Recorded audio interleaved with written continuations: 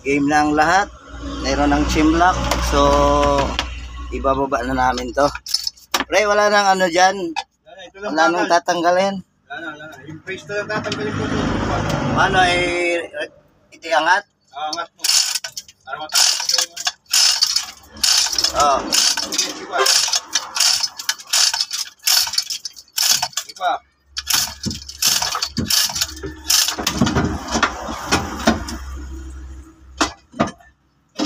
Alright, tanggal na yung cross member sa ilalim. Tinanggal na ni Paday. Ha? Alisin mo na yan, pare. Na ano. Ilagay mo yung drain plug. Takpan muna. Takpan mo muna para tulo ng tulo. Ayan. Bababa natin na. Hilahin mo, pare. Sige. Habang binababa ko, hilahin mo yung ano. Dali. Mayroon pang kabit. O ayan, birahin mo pa atras ha. Habang binababa ko. Dali, yung ano, naipit yung compressor sa aircon. Angat ko muna.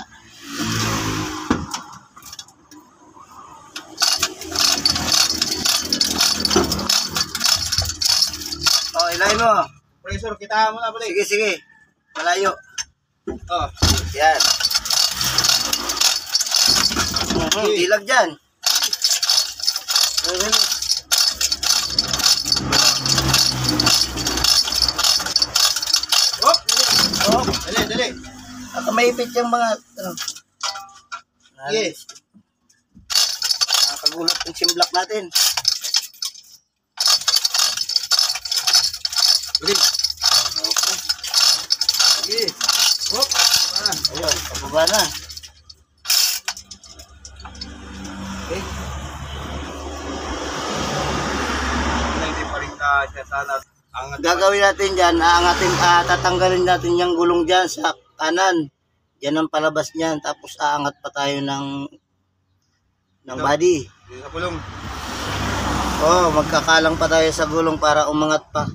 Para makalabas itong ano. Dapat ito makalabas dito sa bar. Sa torsion bar. So magdadagdag tayo ng kalso sa gulong.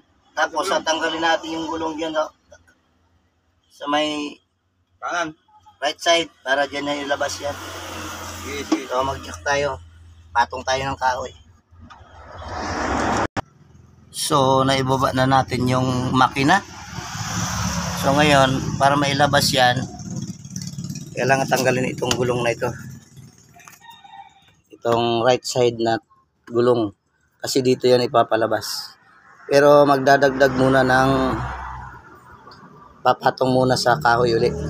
Para makalabas yan dito. Para sumakto na yung makalabas yung makina. So gano'n na lang at salamat sa panonood. Please like, follow, and share. Thank you.